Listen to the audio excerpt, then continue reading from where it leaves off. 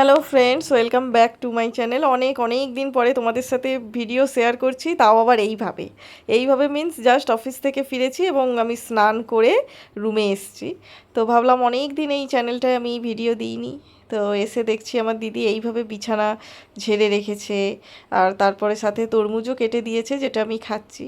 তো কেউ খারাপ ভেবো না যে এইভাবে আমি ক্যামেরার সামনে চলে আসলাম, কারণ দেখো আর্টিফিশিয়াল লাইফস্টাইল দেখিয়ে কোনো লাভ নেই।